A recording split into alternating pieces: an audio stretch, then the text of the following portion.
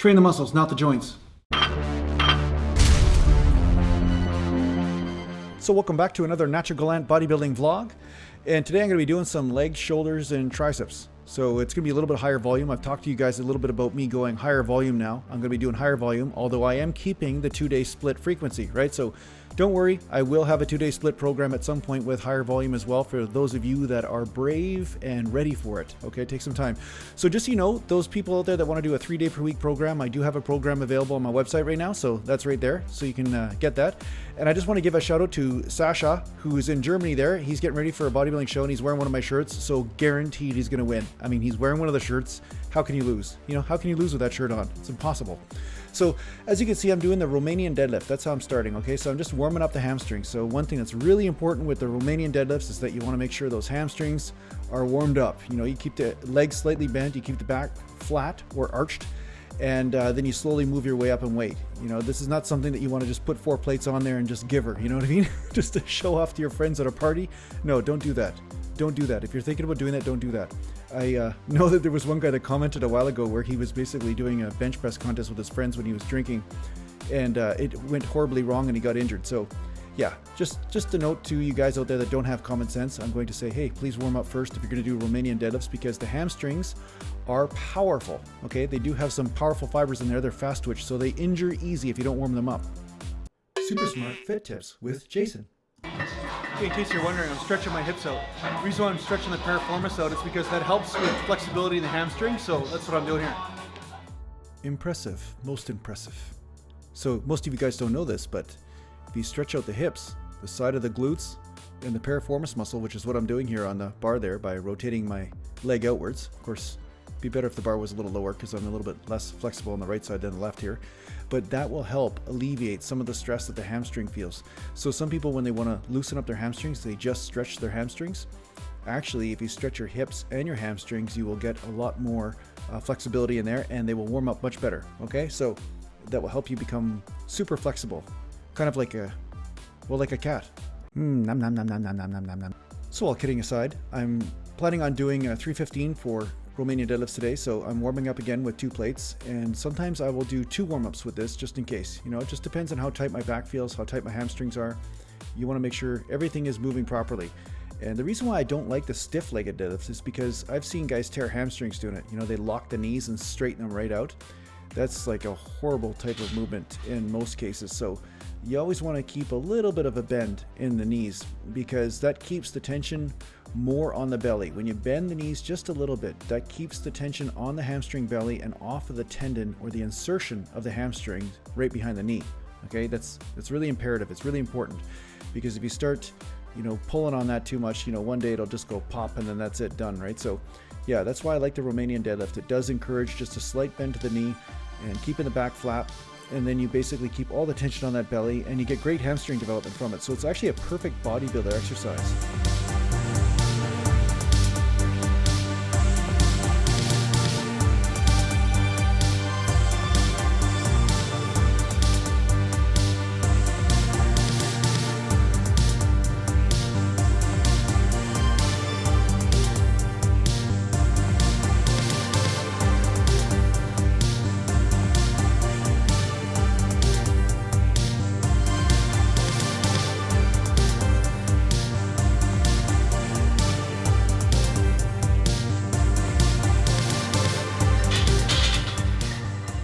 Like all exercises with the lower back involved, sometimes it takes a few sets to get the coordination down perfect and get that groove down, right? Squats, sometimes you find that you're stronger on the second set than you are on the first set. And it's the same thing with the deadlift for me. I find that when my hips and my hamstrings and everything get loosened up, then I can get an extra rep or 2 on the second set. And I try to concentrate as much as I can, but you know, I'm probably thinking about what I'm going to eat after the gym right now. I'm probably thinking about that. I think about chicken breast. Some dates, yeah. I'm going to have a little bit of salad there. Yeah, I wonder if I remember to pick up some stuff at the store today. You know, just go through the shopping list. Yeah, don't do that. Don't do that if you're deadlifting. Just really concentrate on what you're doing. Don't think about what you're going to do for shopping and all that, okay? Just in case you're doing that, right? That was another super smart fit tip.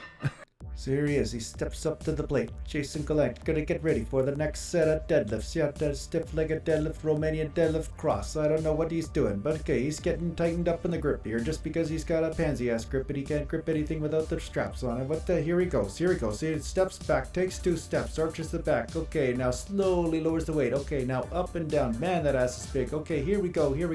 Yeah, I think this would work. I think that this is probably what my videos need. I need a little bit more of an announcer to announce every single rep and what I'm doing and kind of take you through the play-by-play, because that's kind of what makes sports exciting. You know, they're talking about who's passing the puck or the basketball or the football or whatever's going on. You know, I think that's probably what my videos are missing. I think this is it. I think I found the secret. Okay, here we go. Let's try it again in another set.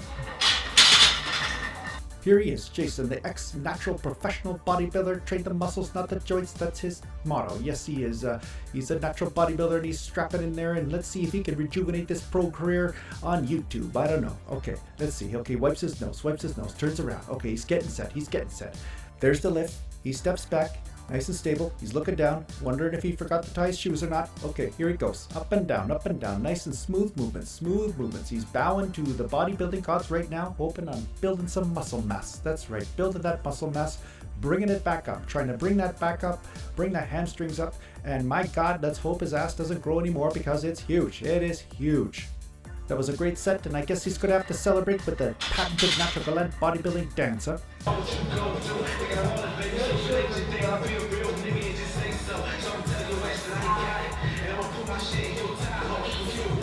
After Romanian deadlifts, I thought I'd go over and do some leg presses. So I did about 3 or 4 sets of moderately lightweight, you know, I think around 6 plates or something like that. I'm just warming up with 2 right now because after doing hamstrings, I find it takes a bit for my hamstrings and my quadriceps to activate together. So I want to do a couple warm-up sets just to get that down, get all the clicky out of the joints, you know, and then from there I get into heavier weight and then start repping out. But yeah, so I find leg presses are a great addition to a Romanian deadlift workout, just because when I'm doing Romanian deadlifts, your lower back sometimes is fatigued and tired. The last thing you want to do is go to do squats right after that, right? So I find leg press, you can still push the legs into a deeper level of failure, but at the same time, if you do have weak hamstrings, so your hamstrings aren't as big as they should be, then you get a little bit of extra stress on the hamstring from them already being fatigued by the time you actually get over to the leg press. So not that there's a lot of hamstring development on leg press, but there is some. You do get a little bit of a stretch and a little bit of a contraction there. Autograph, Jason, right? No, shit, okay. I was going to give that to you for your birthday, autograph. Autograph, that'd be fucking wonderful. Well, I guess he's not much of a fan. Hey, Anthony, I guess you're not much of a fan, eh? You don't want an autograph for your birthday? Okay, fine. That's fine. That's fine. No autograph for you then. I'll just keep my autograph to myself. And more autographs for me. That's right. I'll just sit here leg pressing and pretend that my feelings aren't hurt. That's right. I'm a tough guy. What are you doing? Why are you plugging? Why would you plug stuff into the... Why would he do that? Why is he plugging... Like, I'm doing a leg press here.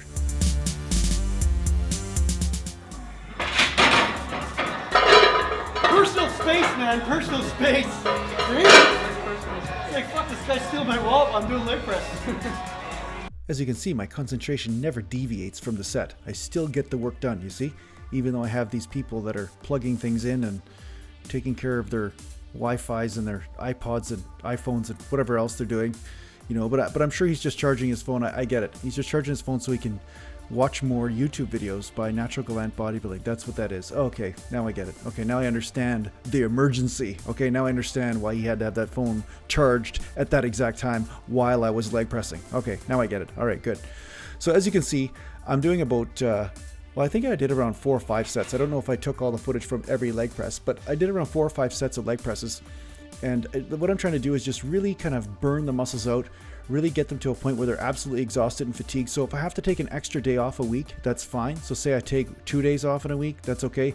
But what I'm trying to do is just really apply the higher volume method and see if my muscles respond. Because like I said to you guys before, I've been doing a lot of frequent training and super frequent sometimes whole body workouts every day.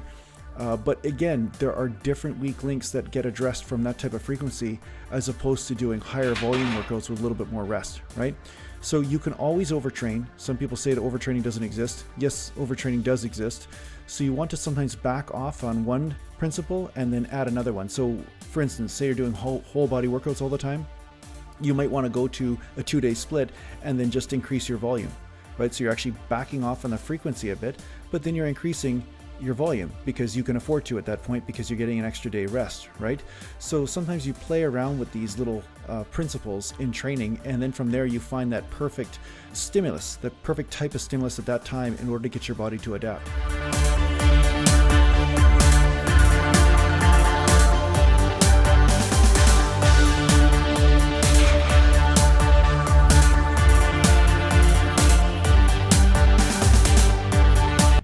My next body part was shoulders, so I started off with some lateral raises, and then I'm planning to go to some dumbbell presses, right?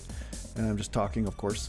Every time I do this exercise, I always feel like singing, I believe I can fly, I believe I can touch the sky. Anyway, the bottom line is that lateral raises, doing some really lightweight, warming up to about 40 or 50 or 60 reps. And this is one of those isolation exercises that I find that when I do super high reps, it really does work different muscles as opposed to when I'm doing low reps.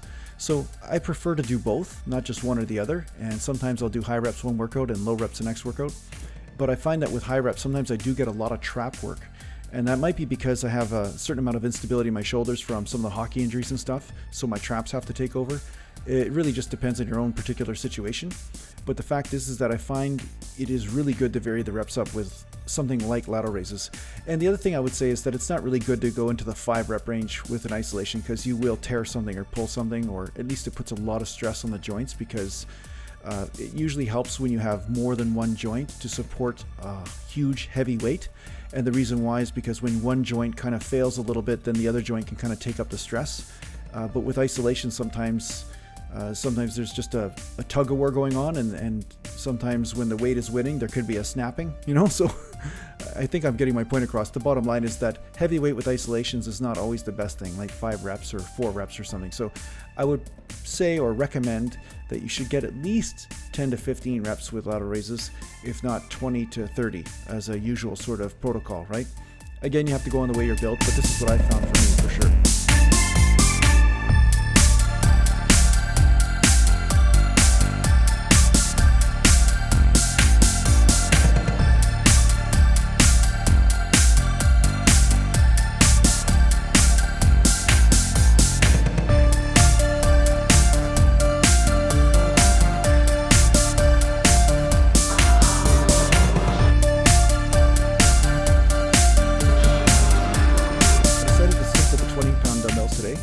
And yeah, you can notice that my arms are slightly bent, and because of the way my shoulders are built and everything and the way I'm built, this is why I lateral raise like this. So you're going to have to find your own groove in this.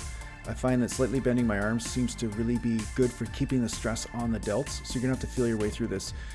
My goal is always about feeling the muscle I want to hit. It's not about just lifting the weight. So I encourage you to also take the same strategy, because that way you'll become a better bodybuilder, because you're going to cater the movements depending on where you feel them instead of just trying to fit a paradigm, right? Because, sometimes you're built differently, and that's why you lift differently, right? I went from lateral raises into shoulder press and to dumbbell shoulder press. So I'm planning on doing multiple sets, about 5 sets of heavier weight with this.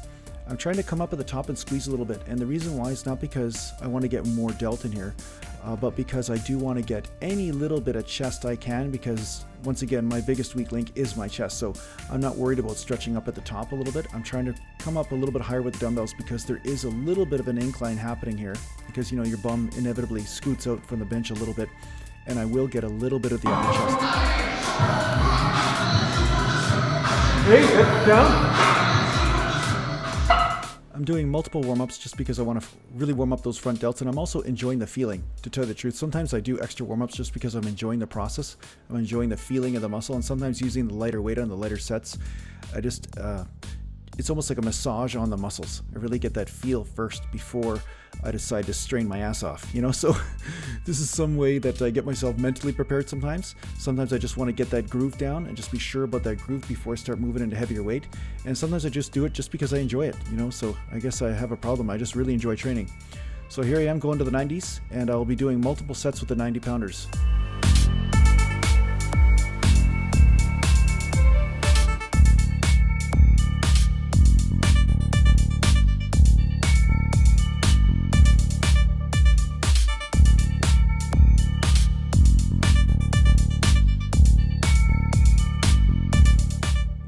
want to just hit just the front delts. I would recommend not coming up all the way to the top, not coming up all the way, and just, you know, finding a partial range in there. And I found that I developed really big delts from doing that. Because your neck sometimes will come into play quite a bit as you bring the arms all the way up above the head. Okay, so you don't want to tweak your neck, and sometimes that's also been another reason why I did the partial ranges on shoulder press, because I wanted to keep the stress on the delts and the stress off of my neck in the process. But like I said, right now I'm bringing it all the way up because I am feeling some good stuff in the upper chest as well as in the traps. If I can get a little bit on there, that'd be great. And also I enjoy just changing the range up once in a while, changing the range of motion up once in a while, just to get a different feel for the weights. Now, no shoulder workout would be complete without some rear delt work or some rotator cuff work. Okay, so I highly recommend you guys do rotator cuff work or rear delt work. Everybody's always asking me, how do you get the round delts? How do you get the round delts? How do you build traps? How do you build these things? Well, the thing is, most people do not concentrate that much on their rear delts. They're totally obsessed with the lateral raise and with the shoulder press, but not the rotator cuff work or the rear delt work. Okay, but this is where the magic happens. Can you see that? It's where the magic happens right here. This is where you are sculpting that roundness of the physique with the shoulders, and then it actually helps with the arms. The arms look much bigger as well because you have the ball on top of the shoulder, and then it tapers in, and then of course the biceps and triceps come out. So it just makes your physique much more complete. So yeah, definitely, you know, if you find that your rear delts are really weak, then I also recommend starting your workout with rear delt work or rotator cuff work and then going into presses. You know, that's another valid technique because then you're using a lot of your energy to really hit those weak links. So that's the other application of the weak link principle. You use your energy for whatever is weak first. That way you are more than energetic. You can do lots of sets. You can really pump that area up, and you can really focus on fatiguing the crap out of it before you get to your strong body parts, right? So that's one of the reasons why I trained legs first years ago. At some point my legs were a weaker link for me, and then they became a strength. But whenever I walked into the gym, I always made sure I did legs first because I hated training legs. So I made sure I did my legs and got them out of the way. And then I went on to my other stronger body parts, such as arms or shoulders. But yeah, this is the technique that you can use, and you can use it with the same body part, but just with wherever you think is your weak link, right? So in the case of delts, if your rear delts are weak, then you start with rear delt work.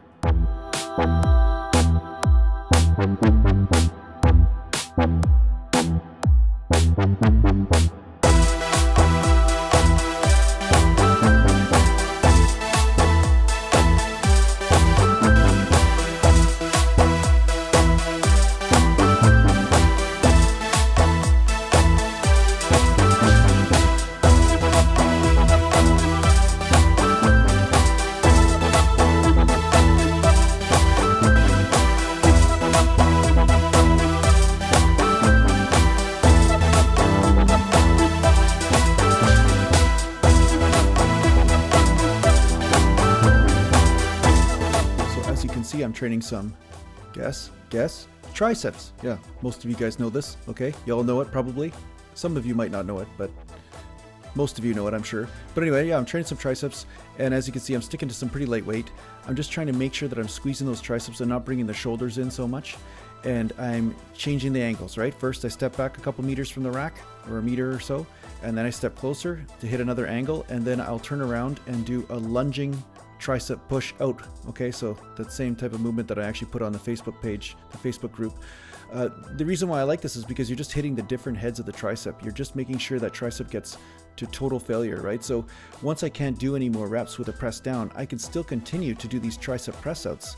So that means my tricep can continue to work. It's just that different parts of the tricep have to come into play. You know, the long head will start to come in order to continue the set. So if there is any energy left in the outer head, it still gets worked as well, so it hits a deeper level of fatigue. So I have noticed from doing these types of sets, I'm definitely getting more tricep development, and everything is coming out much better.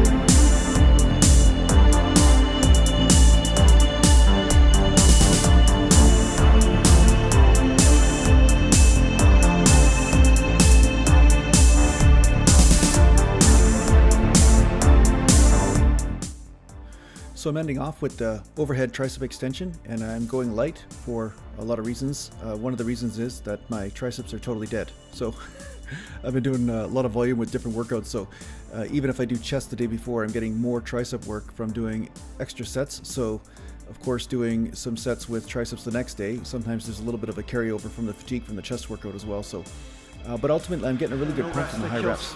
As you can see there, I'm talking to the camera. Yeah, so I'm getting a really good pump. It's feeling pretty good. So, also with the overhead tricep extension, I say this over and over again, but for anybody that's new here, I really recommend going more in the 20 to 30 to 40 rep range with the overhead tricep extension. I've seen a lot of guys mess their elbows up by going too heavy in this exercise. So, I do find that it's a great exercise if you work with the right weight. And it's just like a lot of exercises out there. There are some exercises that are great exercises, but they're just not meant for 5 reps or 7 reps. It's almost like it's overkill because of the way the force is on the joint at different parts of the range of motion. Feels good. High reps. High reps. See, it's not always about heavy weight. Sometimes it's high reps. So I find that sometimes there's certain movements that are just only meant for certain rep ranges. Depending on how you're built, of course, too, this changes the rules and everything, but you will find that there are certain types of exercises that you can just only do moderate reps on. That doesn't mean you're weak or anything, it just means it's just not the right movement and the right biomechanics for you to be doing the 5 reps, right? So anyway, this seems to be a common exercise for people not to go heavy on. I've seen a lot of guys that seem to do much better with higher rep ranges. Today I'm doing a little bit more volume, doing higher volume in this 2-day split now, because I'm just trying to adapt in a different way, right? So I talked about it in another video. I don't know if I put it up yet or not, but basically you can increase intensity, you can increase frequency, you can increase reps, and then you can also increase volume. You know, so volume is another way that you can cause the muscles to adapt and grow, and that's the one that I haven't been playing with too much lately, although I've been talking about it. So now I'm starting to go a little bit higher in volume. So today was my higher volume workout, and thanks a lot for tuning in. Make sure you visit my website, naturalgallantbodybuilding.com, and take care for now.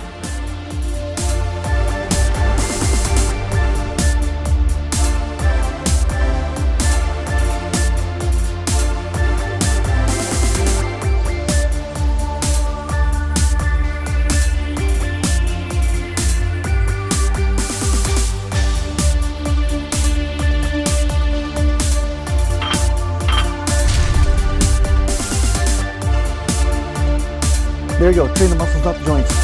Guaranteed to make your back bigger, guaranteed.